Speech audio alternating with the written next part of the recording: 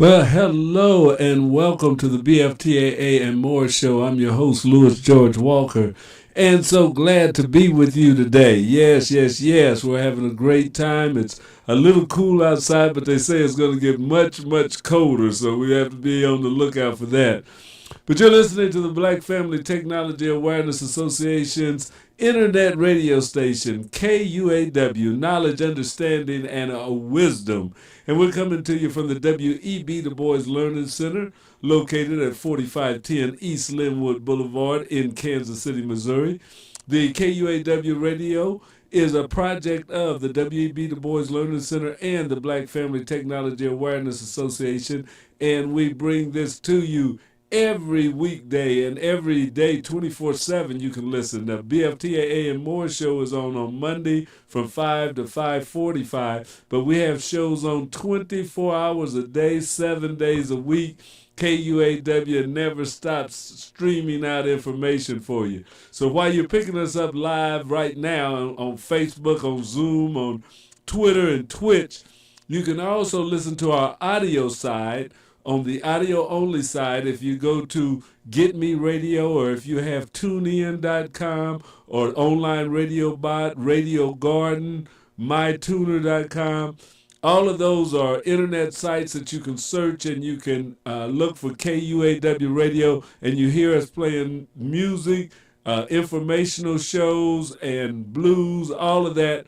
24 hours a day, 7 days a week. We also have Professor Smooth Jazz on here that does a smooth jazz show, one of the best in the country, and it's on every Thursday and Thursday evening and Friday morning. So be sure and check out Professor Smooth Jazz right here on KUAW Radio. So yeah, we're about the technology, about getting you involved and stuff. I don't have my green screen on right now because I got on this yellow shirt and it's kind of hard to adjust for it, even though it says you shouldn't wear green, but some yellows are a little bit tricky for a green screen also. So yeah, you can see me. You see our Chiefs sign in the back. We say Go Chiefs.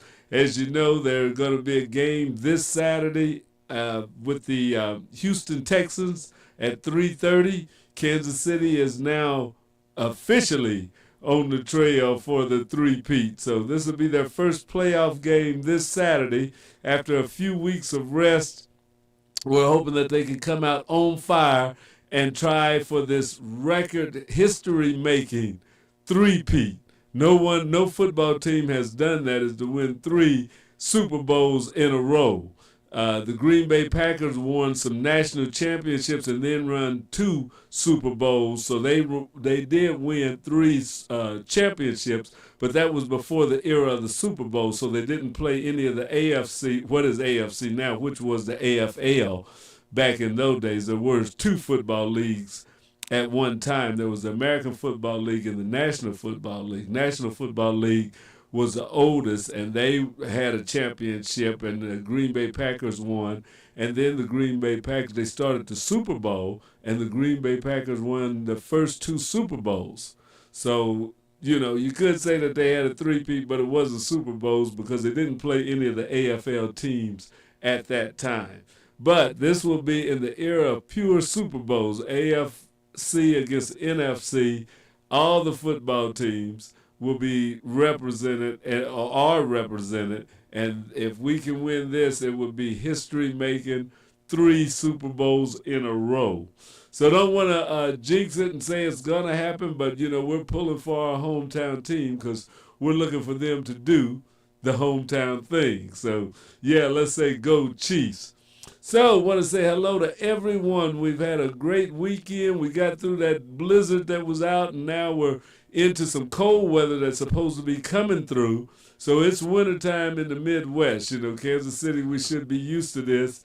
I know, like when Miami came up here, was that last year, and they really got froze in the playoffs. It's going to be like that again this year, and as long as we're winning, the playoff games will be held in Kansas City. So they had to deal with it and stuff, and we'll have to deal with it. But we're going to hope that our teams really do great. It'll be some great football out there, and I know everybody can't wait to get home and watch it on Saturday afternoon.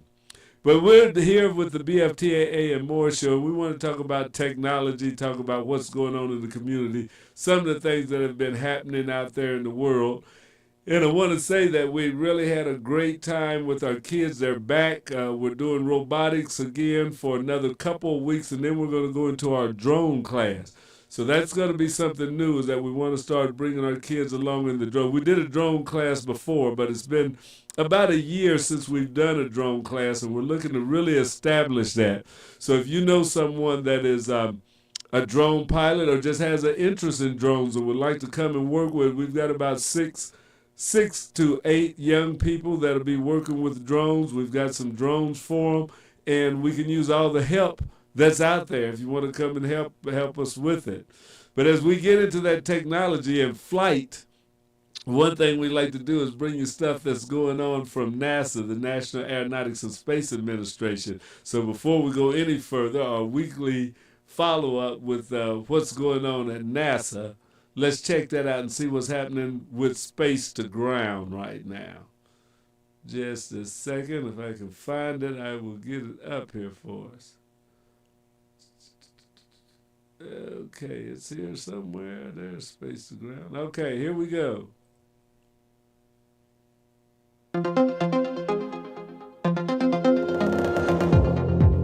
Welcome back to Space to Ground. I'm Nicholas Page. It's 2025, and just as many of you may have resolutions for the new year, NASA has big plans for science, research, and exploration aboard the International Space Station.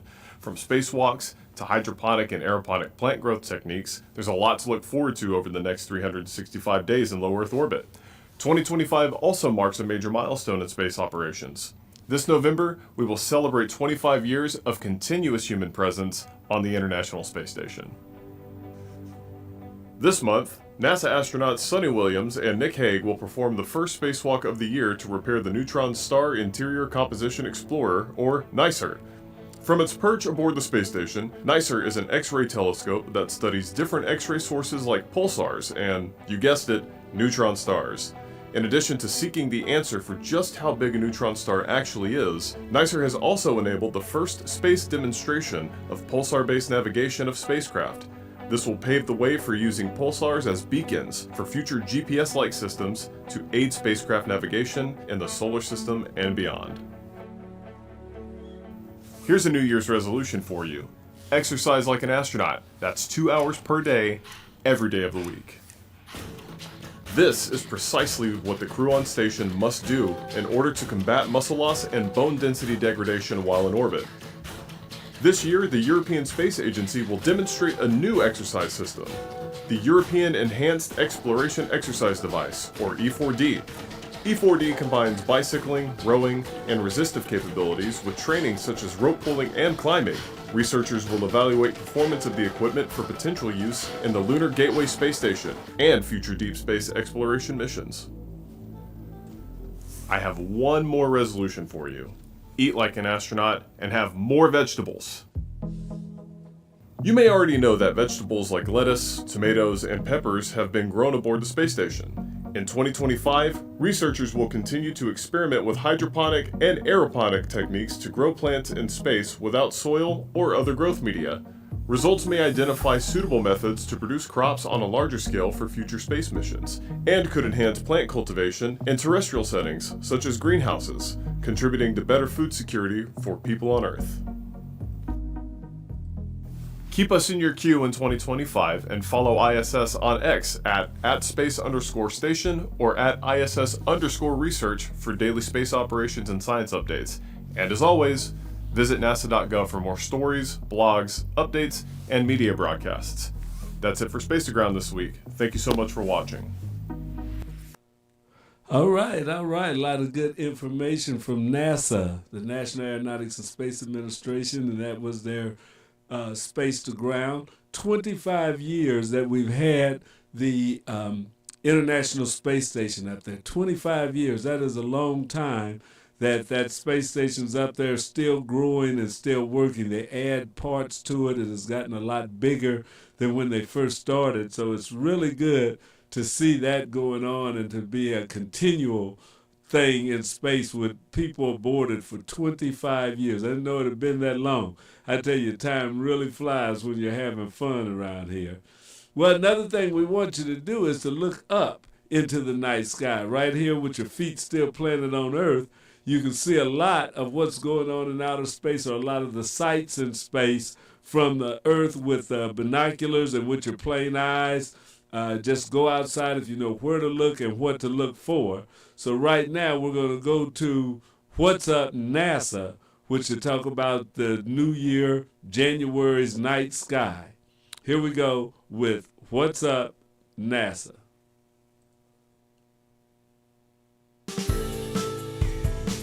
What's up for January? Cue the planet parade. Saturn and Venus cross paths. Mars expresses its opposition. And the outlook for the quadranted meteors. In January, you'll have the opportunity to take in 4 bright planets in a single sweeping view. All month after dark, you'll find Venus and Saturn in the southwest for the first couple of hours, while Jupiter shines brightly high overhead and Mars rises in the east. Uranus and Neptune are there too, technically, but they don't appear as bright planets. These multi-planet viewing opportunities aren't super rare, but they don't happen every year, so it's worth checking it out. Now, these events are sometimes called alignments of the planets, and while it's true that they will appear more or less along a line across the sky, that's what planets always do. That line is called the ecliptic, and it represents the plane of the solar system in which the planets orbit around the sun. This is, incidentally, why we sometimes observe planets appearing to approach closely to each other on the sky, as we view them along a line while they careen around the cosmic racetrack. This is exactly what we'll be seeing from Venus and Saturn as they head for a super close approach in mid-January. After the beginning of the month, they quickly get closer and closer each evening, appearing at their most cozy on the 17th and 18th, before going their separate ways. Remember, they're really hundreds of millions of miles apart in space, so when you observe them, you're staring clear across the solar system. Mars reaches opposition this month, which is when the planet lies directly on the opposite side of Earth from the Sun, forming a straight line. This is around the time when the planet is at its closest to Earth, making it appear at its biggest and brightest. For Mars, oppositions happen about every 2 years. This one won't be the most spectacular ever, but it's still closer than average and provides a great opportunity to observe the nearby planet where NASA has 5 missions currently operating. And on the 13th, the full moon cozies up to Mars, appearing super close to the red planet that evening. Across the US and eastern Canada, the moon will appear to pass in front of Mars over a couple of hours as the pair rise into the eastern sky. Mars will also be the lone planet in the sky on January mornings. You'll find it hanging out in the west in morning twilight. The quadranted meteors peak in the early morning hours on January 3rd. Interference from moonlight won't be a problem, as the moon is a mere crescent and sets early in the night. The way to see the most meteors is to observe after midnight from clear, dark skies away from bright city lights, and let your eyes adapt to the dark. The meteor rate will be highest as dawn approaches, and you'll see more meteors from rural locations than in the suburbs. Now, this is a shower best seen from the northern hemisphere, and observers in the Northwest and Pacific region will likely have the best viewing this year. Here are the phases of the moon for January. Stay up to date on all of NASA's missions exploring the solar system and beyond at science.nasa.gov. I'm Preston Dykes from NASA's Jet Propulsion Laboratory, and that's what's up for this month. All right. That's what's going on in NASA yet again. So it's always good to see some of the things that are going on in the National Aeronautics and Space Administration. And it's always good to know what to look for if you look up in the night sky. Hey, I got something else that I want to bring to you today to let you know we were involved in this last year, and it's coming up again. I'm going to see if I can get my Facebook page to show on this. Just a second here. Let's see. Hey, there we go. Now if I can interact with it. It's not letting me scroll on this. I don't know why they have interact and it won't interact. Anyway, the 20th annual MR340, I've got a fundraiser up myself, and I'm hoping that we can get more people involved with it. If you want to help me on this race that I'm entering, the Black Family Technology Awareness Association is actually entered into this through me. I was to try and page down, but I had a photo. But if you go to the website, go to my website. I'm going to be putting this up on BFTAA and on KUAW. But this is for Missouri River Relief. So the fundraiser is for the MR340.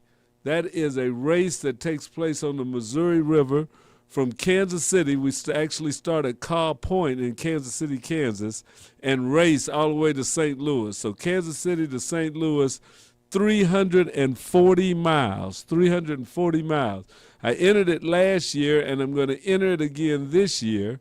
So if you want to help me out, we have to raise another $200 for the entry fee. So if you would like to help me out, you can make a donation. And if you go to Pinwheel, or if you go to L. George Walker on Facebook, you'll see this fundraiser, and the goal that I have. I'm going to be posting it, and I'll probably boost it a little bit to get it out there. But I want you to help us. It's two of us that's going on this trip, or in this race, and we may have a third person also. So if you would like to help support the Black Family Technology Awareness Association's kayaking team, which will be right now myself and Raphael Prevost, if you would like to help us out, we would appreciate any donation that you could give. It's going to be July the 7th through the 11th. It's actually about a 3-day, little more than 3 days, 86 hours. So we're going to leave on Tuesday, and Friday we're supposed to be there at the end. It's a long way. Last year we went, we didn't quite complete it, but we had a great time and we learned a lot. That was our rookie year. So we're planning to go back again this year with the experience that we learned from last year, and take this even farther, all the way to the 340-mile spot.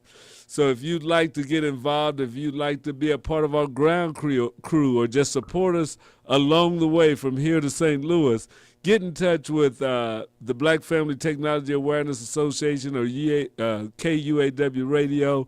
Let us know that you would like to help out with the MR340 race. The fundraiser is already out there. We're ready to get you on board if you would like to help us in this endeavor. We could really use all the hands, and it's good. It's something different, something for our kids to see us doing that is a little different than every day. You don't always see people like us in these long-distance races, especially on a river race like this kayak race. Last year, as I was looking at some of the news reports and stuff, they said there was over 700 people that were out there for the race. That's a lot of folks. If it was 700 people out there, we're really looking to do some things soon. So be sure to come out, be sure and check us out, and join us. You know, you can come down if you've got a kayak, or if you're thinking about getting one and you'd like to get involved in the race, do that. We'll be glad to have you. Another thing that we have here that I wanted to bring to you, which we've started doing on a basis, is a little bit of the Urban News Network. We've been able to bring you that, and I want to bring that to you again. The Urban News Network is a little bit of news that's been captured by a gentleman out on the East Coast, and he's been a newscaster for years, but he wanted to create a news outlet that kind of gave our news right quick, especially over the radio, you know, for the radio folks and all of us out there. So let's see what we have. See if I can bring that up right quick. The Urban News Network. I think I've got a space for them on here. I want to say I do, but do I do or do I don't? I think I do. So let's see about what's going on the Urban News Network right now. All right, here we go.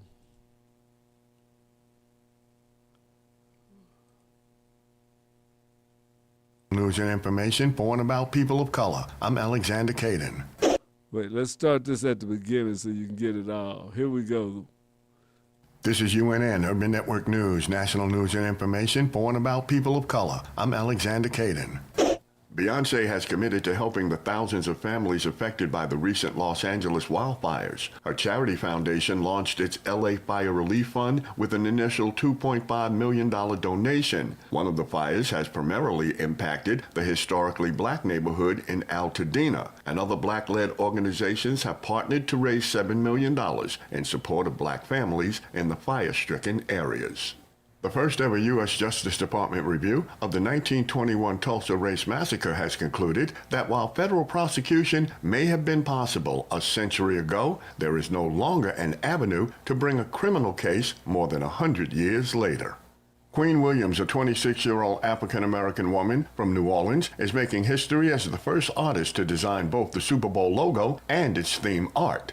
For anyone who's worried about back taxes, stop and listen. Not filing your taxes can have severe consequences. The IRS is getting aggressive, but right now the IRS offers forgiveness. The Tax Doctor offers a free service that helps people get out of IRS collections and back in good standing with the government. Call now to learn more. 800-281-6030. That's 800-281-6030. Apple has moved to settle a 5-year-old class action lawsuit over Siri privacy. The lawsuit stemmed from a 2019 report that Apple quality control contractors could regularly hear sensitive info accidentally recorded by the voice assistant Hey Siri feature. The clips were said to include medical information, criminal activities, and even sexual encounters. Siri don't need to know everything now. You've been listening to UNN Urban Network News. For more news and information, visit our website at myunn.net. All right. So that's the Urban News Network giving you a little bit of news for and about African Americans. So it's always good to hear that and a little bit of light bit in there and stuff. As they say, Siri, a lot of our wearable devices and speakers and stuff around the home are two-way. And are they listening to us all the time? Is your watch, your Apple Watch, your Google Watch, your any smart watch, your Fitbit, does it listen to you? You can talk to it. It's got a microphone in it. What about your smartphone? Is it listening? Are they listening? You know, they've already been able to switch them around so that they can listen on that. You know, there's hackers that can go in, or the governments, and listen on your phone without you knowing it. Same way with any technology device. So we're getting more and more interconnected, and Siri is hearing a whole lot of stuff that Siri may not need to hear. But we don't want to throw away technology. We just want to make sure that technology is controlled, that there are some guardrails, that there are some things in place to help protect us from bad actors of technology. And we know that you're not going to stop all of it, as we're being able to see now, because the hackers are still getting in. They're still locking up equipment. They're still causing havoc at hospitals and city governments and all that around. So it's a never-ending battle to try and stay ahead of the bad guys. But that happens in everything. We have locks and security around our house, but we always have to keep making it better because the criminals keep getting better. Some of our football players and stars, they say they're breaking in their house. They're using even jamming equipment to jam their surveillance devices that they have in their alarms. So a lot of your stuff works on Wi-Fi. Well, if they knock that out, then nobody's able to communicate or know that there's an alarm going off at your house. So, you know, it's a never-ending battle. We have to constantly fight and constantly be learning and studying and growing more and more every day. So we're doing that, and we do that with our seniors. We have a senior technology class. We're not going to do one over the winter, but hopefully by spring we'll be back into some seniors with technology just like we did this fall, that we were able to give some brand new laptops to senior citizens 55 and over so that they can get more involved with the technology. You'd be surprised of the older people that some of them say that it's too hard for them to learn. Some just don't want to dig into it that hard. But then there's a lot of people that do want to work with the technology. So, we need to be constantly learning, constantly doing things just to keep our minds fresh. So the 55 and older crowd, I want y'all to get in touch with BFTAA so that you can be able to do more with the technology, learn a little bit more, get those brain cells working. We're going to be back out there with it. And we want to do that so that everybody can have a seat at the table, so that you know what's going on, so that you'll be able to keep up with things. The other thing you want to do is keep moving. You got to keep exercising. If you watched our USA NASA report, the astronauts exercise 2 hours a day up in space to keep their muscles from going bad on them and stuff. 2 hours a day. That's a lot of exercise in a day. Now, I'm not saying that we need to exercise 2 hours a day, although it may not hurt some of us, and some of us it might kill us. But think about being active and doing some exercise. I've been going to the gym because I want to enter, or I have already entered. I registered for the 340-mile river race in my kayak. That's going to take a lot of endurance, and I want to try and build my endurance up so that I can go on this. I'm not just going to say, well, I'm going to go today and not do anything and then try and paddle a kayak for 340 miles. No, I got to start training now. I got to start working out now, putting in the work that'll help. And that may help my body in a lot more ways, may make me feel better, be able to think better, and function better. Everybody needs to be doing things constantly to keep yourself in shape, to keep yourself moving and active. You don't want to just sit back and not do anything. Your muscles will die, but not just your muscles, your brain. You start losing your cognitive skills. All of that is all about being active. So those of us and I know I may not look it, but I am over 55. So for those of us that are over 55 years old, we need to be conscious of that. And those that are under 55-year-old, now is a good time to start, because one day you will be 55 years old and older. So start getting in shape. The United States leads the world right now in obesity. We need to change that fact and be one of the healthiest countries. For a country with all the advanced things that we have and the technology we have, we also have some of the worst health benefits of industrialized nations. So our health is more important than anything else, and you need to make sure that you're trying to do everything you can to keep your body in shape. Okay, that's my soapbox on that.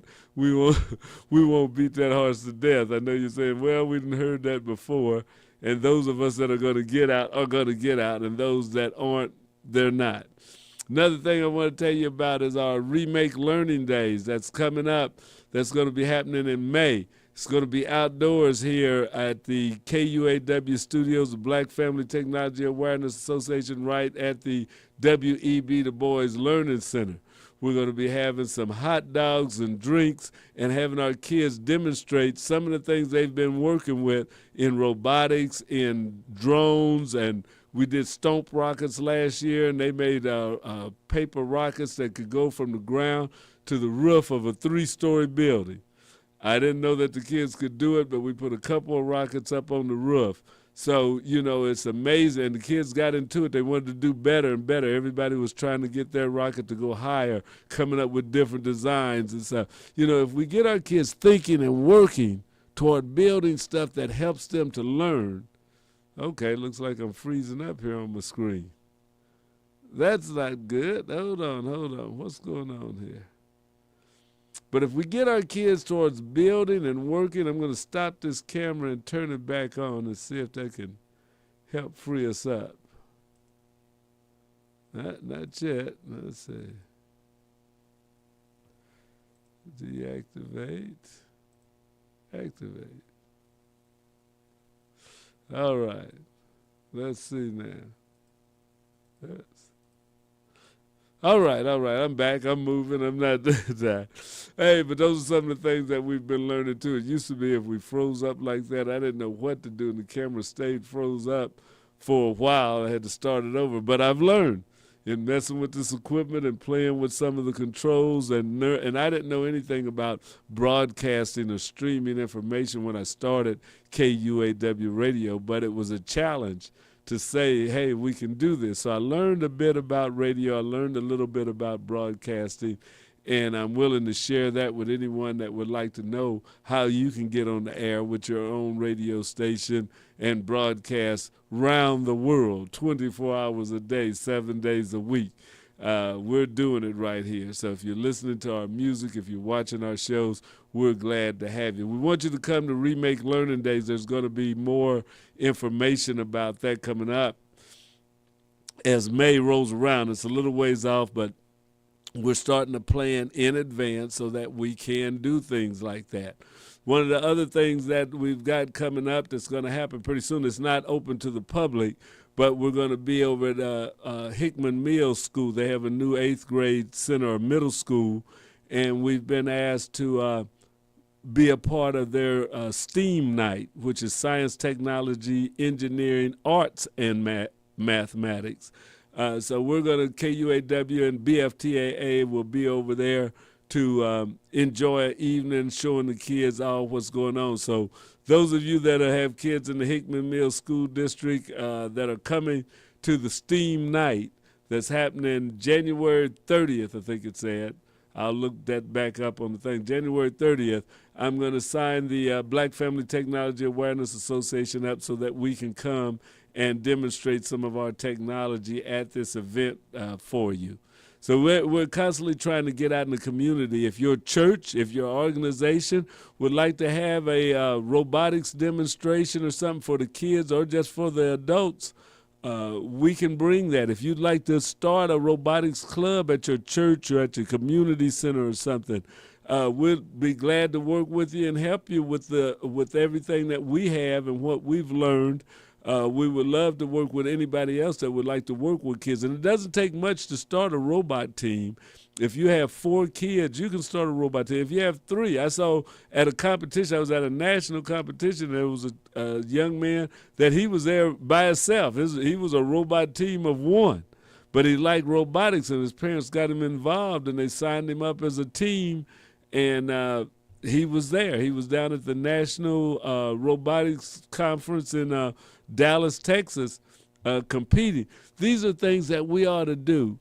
You know, if your church, I mean, it may be small. I mean, if you just have 2 or 3 kids that want to work with robots or with drones, there's competitive drones, all those things, and that's what we were talking about. Sometimes our kids don't know how much fun education or learning is if we don't expose them to it. Now, to learn how to program, to learn how to do robotics or fly drones and build stuff like that takes some knowledge. But it's also fun. So if we expose our kids to some fun activities that get them to learn also, then you can spark a curiosity that will last them a lifetime. We've got some young kids in our class now that go from 9 years old to 13. And they come in this week. Coach Miguel was having them programmed to do some missions with their robots, and they didn't want to leave. At 2:30, they wanted to go one more time. And we said, well, your parents are going to be outside waiting on you. We got to get you guys downstairs. But, you know, they had got into the programming. They're learning the program. They're reading. They're trying to see how they can make it complete these missions. And they didn't give up. They didn't say, oh, no, we can't do it. They were there working with it. So if you can get your kids involved in something on that side, on the technical side, on the educational side, it's science. It may not be with robots and stuff. They might like chemistry. They may like outdoor science, out in nature, you know, taking walks in the woods and experimenting with bugs, you know, or animals, whatever. We need to have our young kids involved in things that are going to stimulate their learning process, their mind, their mental, and cognitive skills. So if you can't do it, introduce your child to somebody that can. Go find out about these different activities that are going on. There's always a program going on somewhere around town, especially here in Kansas City. There are some that are run by African Americans. There are some that are run by school districts. There's some by engineers. There's a wealth of people that would like to share their knowledge, and you can find some that you can work with. You may have to introduce yourself. You may have to get out of your comfort zone. You may have to go to a neighborhood you don't always go to. But it's something where the kids can learn. Just like we take them to track and field, football, basketball. Everybody wants to get their kids involved in sports to use that energy and stuff, which is nothing wrong with it at all.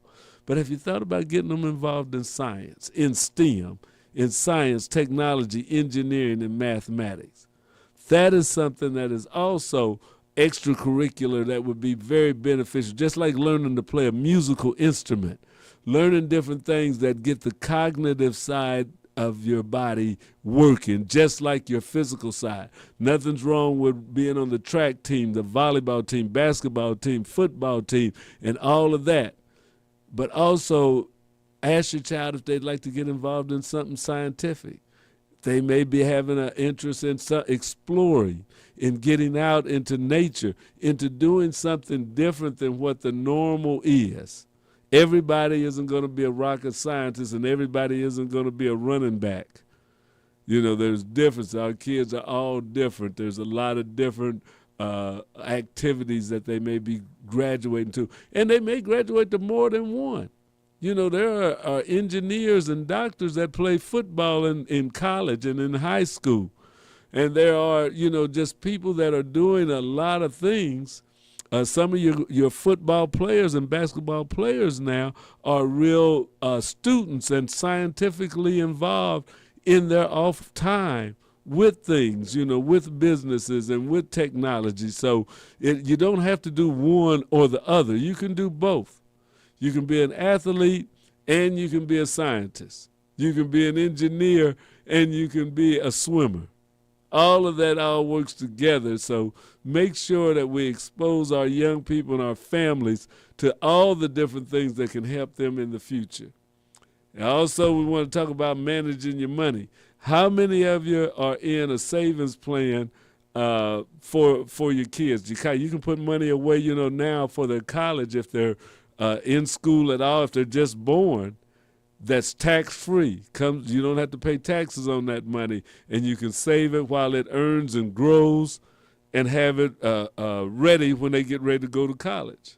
So there's state plans that are out there, Missouri, Kansas, all, that you can actually save the money. You don't have to show it on your income tax. It's taken off of your income. It's put into a plan for higher education for your students. And as they get older, it's just like your 401k. You can start these plans up now. Even grandparents can put into a plan like that for your grandchildren, and that money is no tax on it. So you might look at that as a way to save money so that as your kids get ready to get to college age, it doesn't have to depend upon just getting that scholarship. Nothing's wrong with if they got a scholarship, but you can be their scholarship. Yeah, how would you like to say that I'm my child's scholarship? I will make sure that they get to college. Yeah, that's, you know, yes, it's a lot of money, but it's not anything wrong with being able to pay for your child's college education. And if you start saving now, you can do that. So those are a lot of things, and we'll go into some of those in more detail, some of the plans that you can be using for higher education as we go forward. So continue to listen to KUAW Radio.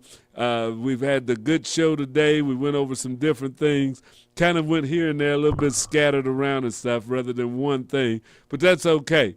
We may have one big thing that we'll talk about next week. We want to spend a little time and say a little prayer for those people in Southern California that are going through so much loss, so much destruction right now, thousands of homes burnt down, people that don't know how they're going to start again or lost everything.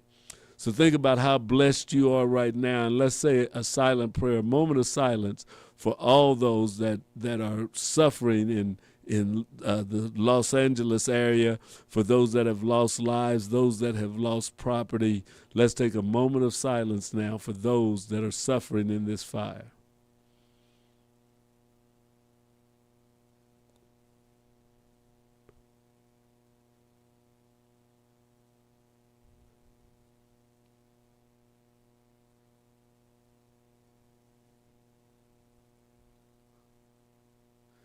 All right, all right. Yes, yes, yes. We have to think about that, those fires, the climate, and that's another reason we need to have our young people involved in STEM. We need people that are researching, learning, and helping to detect, to maybe not eliminate, because it's nature and fires are going to happen and stuff, but how do you mitigate it so that it doesn't destroy people's lives and livelihoods in large numbers like this? I mean, there's California. I've got a lot of family out in California. Some have actually had to evacuate.